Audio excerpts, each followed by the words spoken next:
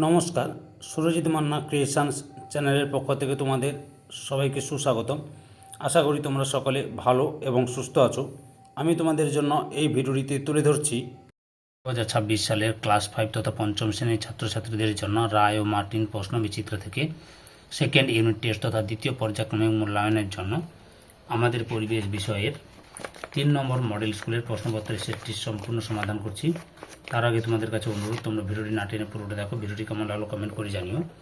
ভিডিওটিতে লাইক দাও এবং শেয়ার করো এবং চ্যানেলে নতুন হলে চ্যানেলটিকে সাবস্ক্রাইব করে চ্যানেলের সঙ্গে যুক্ত হয়ে যাও। আলোচনা শুরু করছি। 209 নম্বর পেজের 3 নম্বর model school Balurghat high school, এই স্কুলের প্রশ্নপত্রের সেটটি সম্পূর্ণ সমাধান করছি। একের দাগে সঠিক উত্তরটি নির্বাচন করো। 1.1 মালভূমি অঞ্চলের মাটির রং অপশান কয়ে লাল। 1.2 ডিভিসির অবস্থান যে নদীর উপর তা হলো অপশান গয়ে দামোদর। 1.3 সবুজ বিপ্লব যার সঙ্গে যুক্ত তা হলো অপশান গয়ে কৃষি। 1.4 মাস্টারদা নামে পরিচিত ছিলেন অপশান খয়ে সূর্য সেন। 1.5 শিশু দিবস হলো অপশান খয়ে 14 নভেম্বর। 1.6 শ্বাসমূল দেখা যায় অপশান খয়ে সুন্দরী গাছে। 1.7 আঁশ নেই এমন একটি মাছ হলো অপশান গয়ে ট্যাংরা।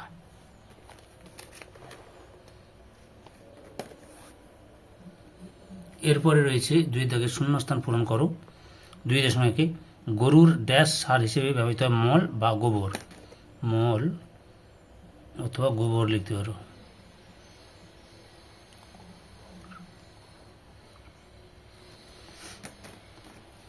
দুই ড্যাশ ভারতের সংবিধান রচনা করেন। উত্তরটি দেখো ভীমরাও রামজি আম্বেদকর বা বাবা সাহেব রামজি আম্বেদকর লিখতে পারো। 2.3 উত্তরাখণ্ড রাজ্যের ড্যাশ হিমবাহের গোমুখ গুহা থেকে গঙ্গা শুরু। গঙ্গোত্রী হিমবাহ থেকে গঙ্গা শুরু। এরপরে রয়েছে 3 দাগে বাম স্তম্ভের সঙ্গে ডান স্তম্ভ মেলাও। ভারতের সাধারণতন্ত্র দিবস 26শে জানুয়ারি, 12ই জানুয়ারি যুব দিবস, 23শে জানুয়ারি নেতাজির জন্মদিন, শিক্ষক দিবস সর্বপল্লী রাধাকৃষ্ণনের জন্মদিন।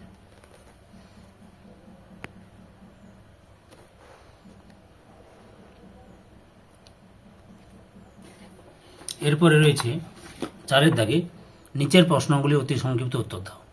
4.1 ডিভিসি এর পুরো নাম লেখো।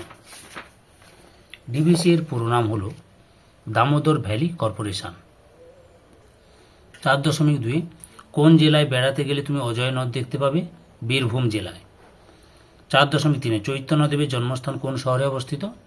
নবদ্বীপে অবস্থিত। তারপরে 4.4 মালদায় রেশম কীট পালনের জন্য কোন গাছ লাগানো হয়? তুঁত গাছ। 4.5 কে বঙ্গভঙ্গের পরিকল্পনা করেছিলেন? Lord Curzon.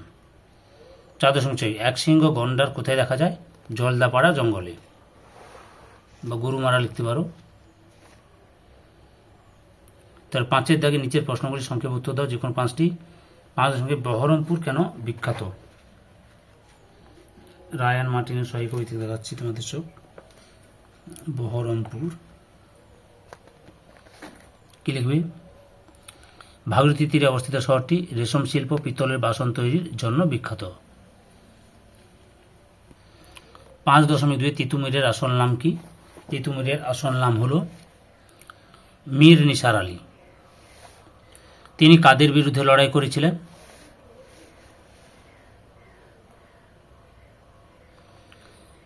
তিনি বাঁশের কেল্লা বানিয়ে ইংরেজদের অত্যাচারের বিরুদ্ধে লড়াই করেছিলেন। 5.3 লুপ্তপ্রায় মাছ কাকে বলে? উদাহরণ দাও। উত্তরটি দেখো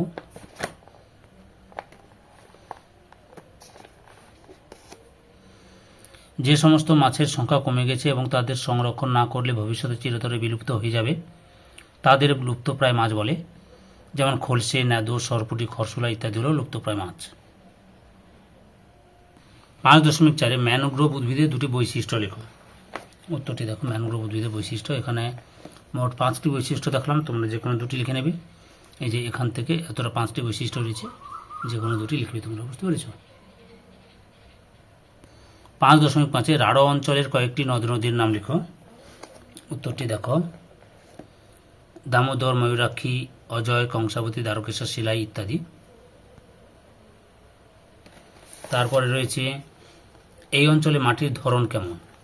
এই অঞ্চলে মাটির ধরন লক্ষ্য করো, এই যে রাঢ় অঞ্চলের পশ্চিম দিকে সামান্য উঁচু অনুর্বর ল্যাটেরাইট মৃত্তিকা দেখা গেলেও পূর্ব দিকের নদী উপত্যকায় পলি, এঁটেল এবং দোঁয়াশ সমৃদ্ধ মাটি দেখা যায়। 5.6 সবুজ বিপ্লব বলতে কী বোঝো। উত্তরটি দেখো, সবুজ বিপ্লব বলতে কী বোঝো। এই যে সবুজ বিপ্লব কাকে বলে, এই যে সংজ্ঞাটা দেবে, কারণ দুটো দেবে আর প্রভাব দুটো দেবে। আর কেউ যদি পারো পুরোটাও লিখতে পারো, তার পর্যন্ত লিখতেও পারো। ধৈর্য সহকারে সম্পূর্ণ ভিডিওটি দেখার জন্য তোমাদের সবাইকে অসংখ্য অসংখ্য ধন্যবাদ। আজকে এই পর্যন্ত। পরবর্তী ভিডিওতে আবার দেখা হবে। Tata, bye bye.